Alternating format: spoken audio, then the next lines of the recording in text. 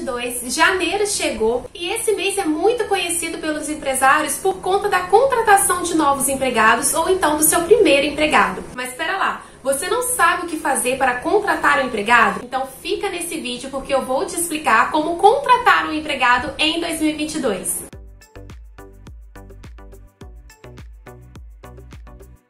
Olá, eu sou a doutora Mirela Paiva, sejam muito bem-vindos ao canal da Paiva Pós Sociedade de Advogados e sem mais delongas, eu vou te explicar como contratar um empregado já nesse início de ano. Em primeiro lugar, é importante destacar que o empregado é um investimento que a empresa faz, ou seja, ele não pode dar no resultado final uma despesa e sim um retorno para o empresário. Esse retorno pode ser de vários tipos: financeiro, no aumento da produtividade, na geração de lucros. Antes de contratar, o empresário precisa ter muito bem definido qual é o objetivo da contratação daquele empregado e, ao longo do tempo, verificar se a pessoa escolhida está lhe dando resultado ou não. Mas você deve estar se perguntando: Mirela, quando que eu sei que a minha necessidade é a contratação de um empregado? Você saberá a necessidade de contratar um empregado quando aquela pessoa selecionada preencher os requisitos do artigo 3º da CLT, que eu irei explicar logo a seguir. Os requisitos do artigo 3º da CLT são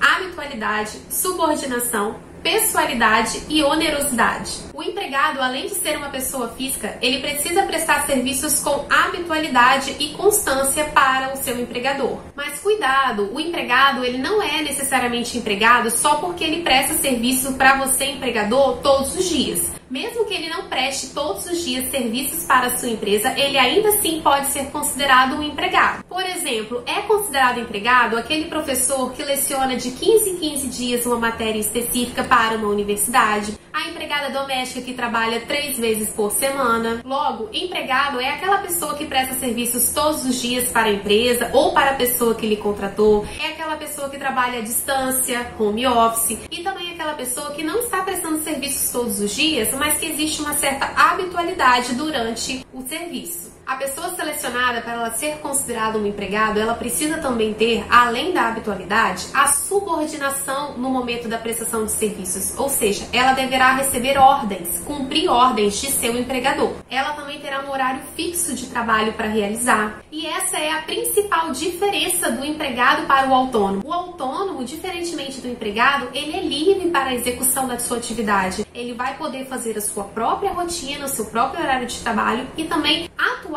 da forma que achar melhor. Já o empregado não, ele não tem liberdade na atuação, ele deve seguir a rotina e as ordens impostas pelo empregador no momento da execução da atividade. Eu vou te dar um exemplo. Vamos imaginar uma revendedora de galões de água mineral. O cliente levou um galão vazio com a intenção de trocar por um galão cheio. Quando o cliente solicita a troca, o atendente dessa revendedora avisa que, por ordens superiores, não vai poder ficar com o galão vazio do cliente, uma vez que o dono da empresa determinou que a troca dos galões só poderá acontecer se eles estiverem no mesmo ano de vencimento. E no nosso exemplo, o galão vazio do cliente era do ano de 2021, enquanto o galão da troca já era do ano de 2022. O cliente vai ficar muito chateado com essa situação e vai começar a reclamar com o atendente. Só que, nesse caso, o atendente não vai poder fazer nada, porque ele está cumprindo uma ordem direta do dono da loja, que é o seu empregador, que determinou que, nesses casos, não haverá troca de galões.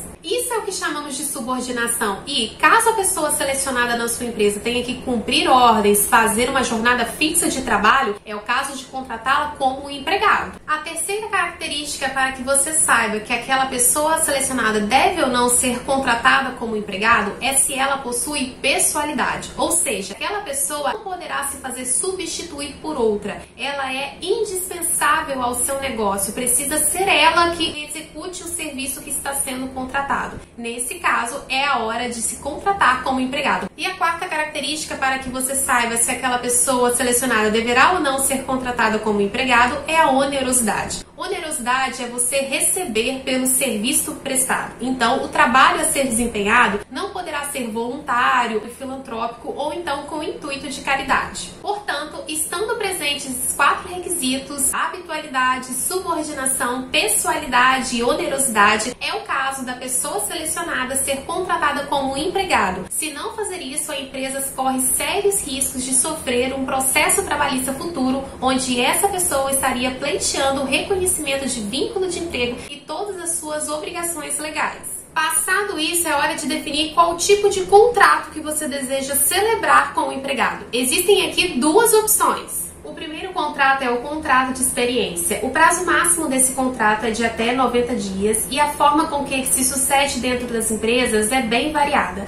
Você pode celebrar um contrato de experiência com o empregado num prazo determinado de 45 dias, prorrogado por mais 45 dias. Ou então, se você não quiser usar os 90 dias, você faz um contrato de experiência de 30 dias, prorrogado por mais 30. O que é importante é que o prazo máximo tem que ser respeitado, que é de 90 dias. E esse período de experiência será anotado na carteira de trabalho do colaborador e ele irá receber pelos seus salários. É importante que você, empresário, documente essa relação através de um contrato, onde estará inserido os dados do colaborador, a sua jornada de trabalho, as responsabilidades de cada um, a forma de pagamento, entre outras determinações. Findando o período do contrato de experiência e você percebendo, empresário, que aquele empregado não correspondeu às suas expectativas, ou seja, não atingiu o resultado esperado dentro do investimento que foi feito, você poderá rescindir o contrato de experiência na sua data final e esse empregado irá receber as férias proporcionais, mais um terço, 13º proporcional, o saldo de salários e também poderá sacar o FGTS depositado. E a segunda forma de contrato é o contrato de trabalho, onde você poderá aproveitar o período de experiência do colaborador, ou seja, findando o contrato de experiência desse colaborador e você, empregador, gostou do resultado esperado, ele correspondeu às suas expectativas, esse contrato, que era de prazo determinado, tornará-se automaticamente por prazo indeterminado, onde seguirá todas as suas regras. Definido o tipo de contrato, a empresa precisa submeter o empregado à realização dos exames de saúde para a entrada desse colaborador na empresa. É o que chamamos de exames admissionais periódicos. Esses exames servem para atestar a saúde do funcionário e também verificar alguns problemas que ele pode vir a ter. E assim, a empresa vai colocar ele numa função que esteja apto para o trabalho. Contudo, uma ressalva aqui é fundamental. Os testes de gravidez são terminantemente proibidos. Então, as empresas, no momento de estar contratando ou selecionando uma empregada mulher, não poderá exigir testes de gravidez e muito menos exames que comprovem que ela não está grávida naquele momento. E, menos ainda, atestado de infertilidade. Tal conduta é criminosa e gera muitas penalidades para a empresa. Os exames periódicos também são necessários e são exigidos pela legislação. Eles são realizados de tempos em tempos, principalmente dependendo da função que o empregado exerce na empresa. A próxima etapa é a anotação da carteira de trabalho. No contrato de trabalho deverá constar todas as informações relacionadas ao trabalho do empregado na empresa. Nome da empresa, data de admissão, função, salário do empregado, CBO, assinatura da empresa contratante, as férias dos empregados, as alterações salariais, dentre outras informações. A anotação da carteira de trabalho do empregado deverá acontecer imediatamente após a definição da sua entrada na empresa. O trabalhador não pode prestar serviços um dia sequer sem ter a sua carteira assinada. E, como muitos já sabem, a versão digital da carteira de trabalho já existe. Por isso, a anotação da CTPS do empregado ficou muito mais fácil.